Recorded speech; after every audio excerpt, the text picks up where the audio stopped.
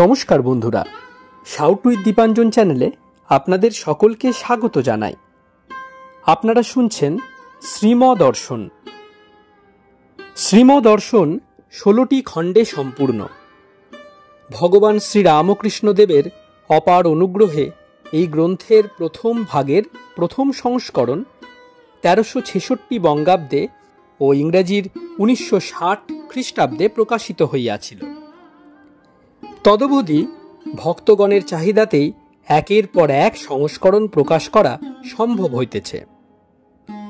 শ্রীমদর্শনের মূল আবেদন, গৃহে বাস করিয়া কি প্রকারে দেবভাবে জীবনযাপন করা যায়, কিভাবে বেদ বর্ণিত উপায়ে সুখ দুঃখ সমভাবে গ্রহণ করিয়া সংসারে শান্তিতে বাস করা সম্ভব হয়। এই পুস্তকে আছে পরমহংসদেবের ও মায়ের কিছু নূতন কথা, আর স্বামীজি প্রমুখ অন্তরঙ্গ সন্তানদের কথা, আর আছে কথামৃতকার দ্বারা কথামৃতর ব্যাখ্যা এবং শ্রীরামকৃষ্ণ জীবনালোকে উপনিষদ, গীতা, ভাগবত, পুরাণ, বাইবেল আদি শাস্ত্রের আলোচনা।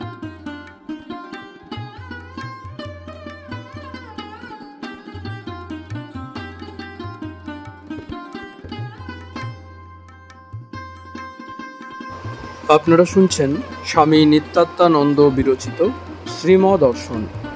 আজ 168তম পর্ব। আসুন আজকের পর্বটি আমরা শুরু করি।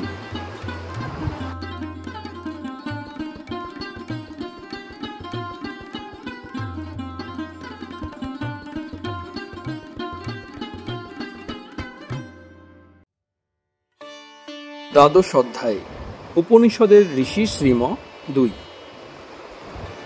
1। মধ্যাহ্নকাল 12টা। শ্রীম চারতলার ঘরে বসিয়া আছেন। একটি ভক্ত সঙ্গে কথা কহিতেছেন, বিছানায় বসা। ভক্তটি গদাধর আশ্রমের প্রসাদ দিলেন। তিনি গদাধর আশ্রমের পূজার বিবরণ শুনিতেছেন। এই প্রসঙ্গে ভক্ত একটি ব্রহ্মচারীর কথা বলিলেন। গতকাল গদাধর আশ্রমে তার সঙ্গে যা কথা হইয়াছিল, শ্রীম এই কথা শুনিয়া বলিতেছেন। শ্রীম ভক্তের প্রতি সহাস্যে, ওর আমেরিকা ওসব দেশে যেতে ভারী ইচ্ছা, তা না হলে এসব কথা এমন করে বলে কেন? আমাদের একবার 3rd ইয়ারে হয়েছিল বিলাত যাবার বাই। সাতকড়িবাবু চেষ্টা করতেন, এই ব্যারিস্টার ওই ব্যারিস্টারের ওখানে যাওয়া আসা, কত কাণ্ড। তারপর উন্মুক্ত দীর্ঘ হাস্যের সহিত, তারপর স্বপ্ন দেখলাম। মেডিটেরিয়ান সি, ফগি ওয়েদারে, অর্থাৎ ভূমধ্যসাগরের ঘন কুয়াশাচ্ছন্ন প্রভাতে আমি ঘুম থেকে উঠছি। উচ্চ হাস্য। ভক্ত: 3rd ইয়ারে আমরাও তা হয়েছিল। শ্রীম: পাসপোর্ট হয়েছিল? ভক্ত: আগে তা হয় নাই, সম্পূর্ণ হচ্ছিল। সব জোগাড় হয়েছিল, যাত্রার সময় পর্যন্ত ঠিক ছিল। শ্রীম: গ্র্যাজুয়েট যারা, তাদের ওই দেশে যাবার ইচ্ছা সকলেরই হয়। ভক্ত: কেউ কেউ আবার ওই দেশের লোক এদেশে আসছে দেখে আর যেতে চায় না। ওরা আসছে এখানে, ওখানে গিয়ে আর কি হবে, এই ভাবে। শ্রীম বিশ্রাম করিতেছেন। ভক্তও বিশ্রাম করিতে গেলেন। বেলা 2:30। শ্রীমর ঘরে জগবন্ধু প্রবেশ করিলেন। তখনও তিনি বিছানায় শুইয়া আছেন। বলিলেন, আজ জেলেপাড়ার সং দেখে আসুন, আমাদের কাছে বর্ণনা করবেন। একটি ভক্ত অন্নপূর্ণা পূজায় 1 টাকা চাঁদা দিয়েছিলেন, সামান্য আয় তার। শ্রীম আজ সকালে তাহাকে 6 আনা ফিরাইয়া নিতে বলিলেন, 10 আনা রাখিলেন। সং হ্যারিসন রোড অতিক্রম করিয়া আমহা স্ট্রিটে প্রবেশ করিয়াছে। মেছুয়া বাজার দিয়া কর্নওয়ালি স্ট্রিটে যাইবে। জগবন্ধু শ্রীমকে বিবরণ দিতেছেন। সাধের কালজাম, ঝাড়ুধারের দল, মুচিয়ে এইসব দৃশ্য। বৃহৎ দল, অনেক দৃশ্য। বহু লোক সমাগম হইয়াছে, রাস্তায় চলা যায় না। চৈত্র মাসের দারুণ গরম গ্রাহ্য নাই। ডাব, বরফের শরবত, ঘোলের শরবত লোকেরা খাইতেছে। এই গরমেও বাড়ির ছাদে বারান্দায় বহু স্ত্রী পুরুষ বালক বালিকা দাঁড়াইয়া আছে, সামাজিক আনন্দ উপভোগ করিতেছে। শ্রীম বলিলেন, সব দেখতে হয়, তবে তার সম্বন্ধে ধারণা হয়। তিনি কত রঙ্গে আমাদের নাচাচ্ছেন। নাক শীতকালে চলবে না। তোমার ভালো লাগে না বলে এর আবশ্যকতা নাই, এরূপ মনে করা উচিত নয়। এসব দেখলে চৈতন্য হয়, কিভাবে আমাদের রেখেছেন, কত খেলনা দিয়ে ভুলিয়েছেন। এগুলি কেন করেছেন? লোকের আনন্দ হবে, একঘেয়ে ভাব ভেঙে যাবে। ঠাকুর মেলায় ভক্তদের পাঠাতেন, আবার কিছু কিনে আনতে বলতেন। তিনি এখানে এ রূপে খেলছেন, আবার পট পরিবর্তন, অন্যখানে অন্য রূপ। এ বন্দোবস্ত কি মানুষ করেছে? তিনি করিয়েছেন এই অখিল জগৎ রূপ প্রতিষ্ঠানটি চালাবার জন্য। এরও দরকার, আবার অন্যখানে অন্য রূপ। কাউকে দিয়ে আবার তার চিন্তা করিয়ে নিচ্ছেন। বনে তপবনে বসে ঈশ্বর চিন্তা করছেন কত কত সাধক, তারাও আনন্দের জন্যই করছেন, তাদের ওইতে আনন্দ। তাই আত্মরতি আত্মক্রীড় বলে তাদের, যারা শুধু ব্রহ্মানন্দ উপভোগ করেন। এই যে সং, এও সেই আনন্দেরই অংশ, কণা মাত্র। ঠাকুর কিছুই বাদ দিতেন না। কি করে দিবেন? মাকে যে দেখেছেন সবেতে, মানুষ, দেহ মন বুদ্ধি জীবাত্মা পরমাত্মা। পরমাত্মা মানে মা। তিনি দেখেছেন মাই নানা মানুষ নানা জীব হয়ে নানাভাবে আনন্দ করছেন। তাই ঋষিরা বলেছেন এ জগৎ তার খেলা, লোকবত্তু লীলা কৈবলম। সাধারণ মানুষ দেখে মানুষের বাহিরটা, বুদ্ধিমান লোকের দৃষ্টি লোকের গুণে।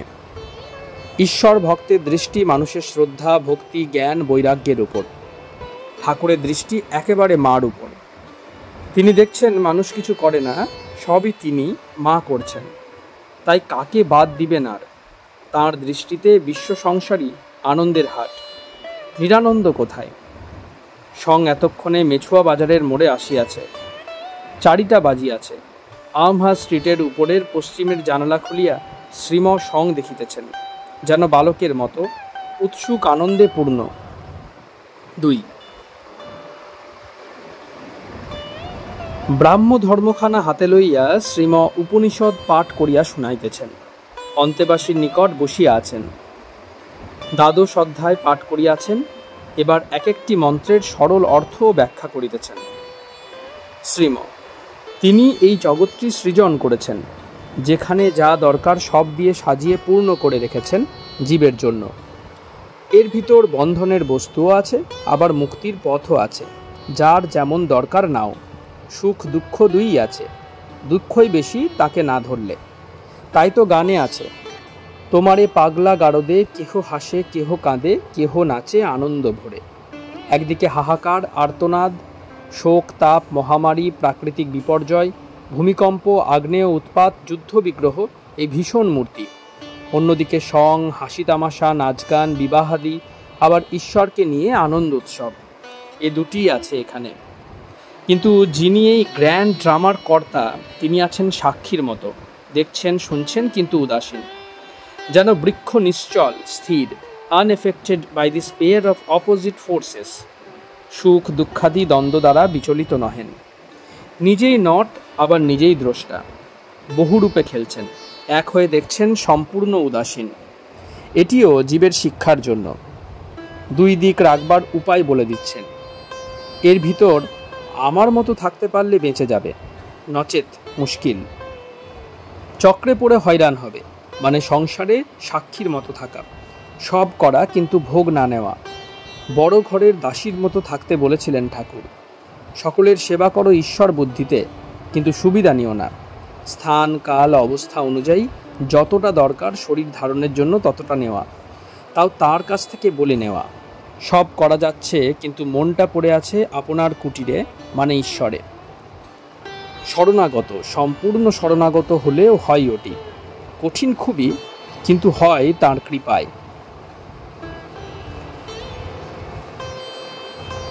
শ্রীম, বনে থাকতেন ঋষিরা, তাই এই সব দৃষ্টান্ত দিয়ে বোঝাচ্ছেন। আগে বলেছেন বৃক্ষের মতো সাক্ষী হয়ে আছেন ঈশ্বর। এই মন্ত্র বলছেন বৃক্ষরূপ, তাতেই আবার জীবকুল আশ্রয় নিচ্ছে। যেমন সন্ধ্যায় পাখিরা সব গাছে আশ্রয় নেয়, নানা পাখি নানারূপ শব্দাদি, কিন্তু আশ্রয়স্থল এক। সেইরূপ তিনি সকল প্রকার জীবের আশ্রয়।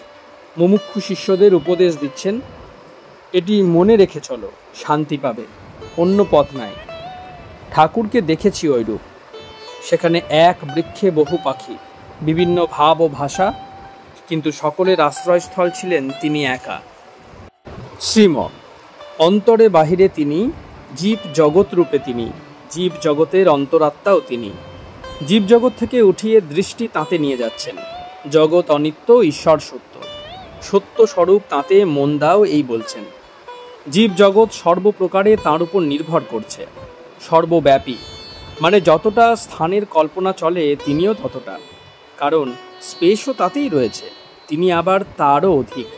স্পেসের কারণ তিনি, সর্বভূত সর্বজীব, অল লিভিং বিংস, তাদেরও কারণ এবং চালক তিনি।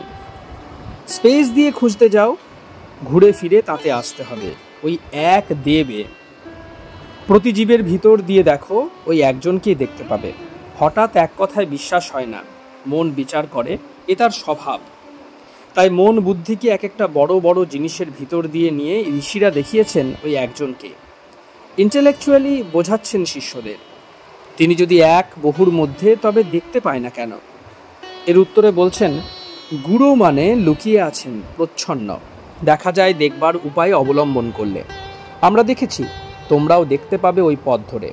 এই হলো ডাইরেক্ট এভিডেন্স, প্রত্যক্ষ অনুভবের কথা। তিনি কর্মাধ্যক্ষ, কর্ম মানে এই সৃষ্টিটি, এই বিশ্বর অধ্যক্ষ মানে পরিচালক, এও তিনি।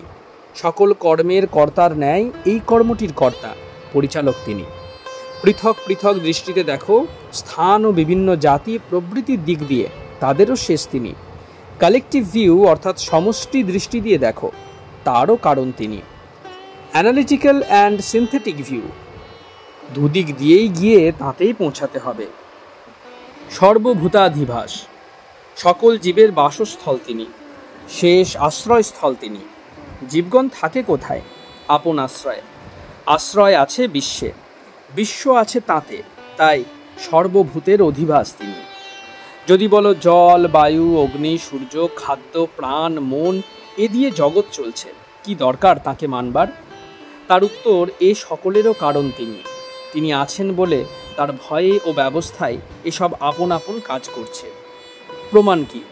উত্তর, আমরা দেখছি চোখের সামনে। মনের ভুলও হতে পারে, নরেন্দ্র বলেছিলেন। ঠাকুর বললেন, তা কেমন করে হয়? মিলে যাচ্ছে যে, দর্শন, উপদেশ আর বাহ্য কাজ তিনটিই মিলে যাচ্ছে। তাঁরা দর্শন করেছেন, তিনি সকলের কারণ। তাকে জেনে তাদের পরম শান্তি ও সুখ লাভ হয়েছে। অতএব তুমিও দর্শন করো, সুখ শান্তি লাভ করতে পারবে। দর্শন, উপদেশ আর কার্য, সুখ শান্তি লাভ, এ মিলে গেল। কি করে বলা যায় মনের ভুল, হ্যালুসিনেশন? সাক্ষী তিনি, মানে ইনডিফারেন্ট, উদাসীন। সব করছেন অথচ সাক্ষী, অ্যাফেক্টেড অর্থাৎ বিজড়িত নন। যেমন ঠাকুর বলতেন, মুখে বিষ রয়েছে কিন্তু সাপ বিষ দুষ্ট হচ্ছে না, তেমনই। এবার স্বরূপ লক্ষণ বলছেন, তিনি চেতা, চৈতন্য স্বরূপ, তাই সাক্ষী। সম্পূর্ণ মন তাঁতে গেলেই সাক্ষিত্ব লাভ হয়, তা হয় তাঁর দর্শনের পর ঠিক ঠিক। সাধনের অবস্থায় গুরুবাক্যে বিশ্বাস করে চলা চাই, কেবল মানে একা, অ্যালোন, অসঙ্গ। লোনলিনেস তার স্বরূপ, অর্থাৎ নির্জনতা, শান্তি তার স্বরূপ। সমস্ত জগৎ, সমস্ত চিন্তা রিনাউন্স করে, অর্থাৎ পরিত্যাগ করে ওই এক চিন্তা করলে হয়। কথায় বলে, কেবল এক চিন্তা, মানে একমাত্র ঈশ্বর চিন্তা। মানুষ যেমন সঙ্গী, চিন্তাও তেমনই সঙ্গী। সব চিন্তা, সব সঙ্গী ছেড়ে কেবল চিন্তা, ঈশ্বর চিন্তা, তবে কৈবল্য লাভ হয়। নির্গুণ, তিনি সত্য, রজ, তমের অতীত, ত্রিগুণাতীত, গুণেতে বদ্ধ হয় জীব। তিনি বদ্ধ নন, তাই নির্গুণ। সাক্ষী, চেতা, কেবল, নির্গুণ, এইগুলি তার গুণ আরোপ করে বলা হয়েছে। মুখে বলতে হলে এরূপ বলা যায়, তার স্বরূপ মুখে বলা যায় না। বলতে হলে নিয়ারেস্ট অ্যাপ্রোচ অর্থাৎ নিকটতম বর্ণনা এই। সিদ্ধ অবস্থায় এ ঠিক ঠিক বোধ হয়। ঠাকুরের এসব অবস্থা হয়েছে।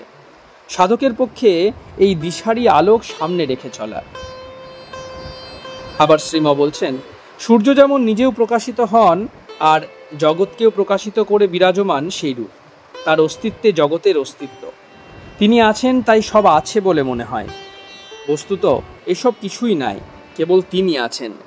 তিনি জগতের যোনি, উৎপত্তি স্থল। সৃষ্টি, স্থিতি, প্রলয় তিনটি তিনি করেছেন। তাই তিনি বরেণ্য, মানে সকলের পূজনীয়। ভগবান জ্ঞান ও ক্রিয়া শক্তি সম্পন্ন। যেমন জ্ঞান তেমনই ক্রিয়া শক্তি। কি বিচিত্র! এ জগতের প্ল্যান, পরিকল্পনা। বৈজ্ঞানিকগণ অবাক হয়ে থাকে এই সৃজন কৌশল দেখে। আবার ক্রিয়াশক্তি কি প্রচণ্ড! তার ভয়ে সূর্য, অগ্নি, পবন, মেঘ, যম আপন আপন কাজে নিযুক্ত। একটুও গোলমাল হচ্ছে না। অর্গানাইজেশন চালাতে হলে বুদ্ধিমান ও কর্মশক্তি সম্পন্ন লোকের দরকার। এই বিশ্বটি তিনি নিঃশ্বাসের মতো চালাচ্ছেন। তার জ্ঞান ও ক্রিয়া কি অদ্ভুত! পরিকল্পনা আর পরিচালনা দুই বিস্ময়কর। আমাদের সংশয় যেতে চায় না কিনা তাই নিজেদের বুদ্ধিমান, শক্তিমান মনে করি। এজন্যই বলছেন, বুদ্ধি ও শক্তির দিক দিয়ে যাও, এতেও শেষ তাঁতেই পৌঁছাবে।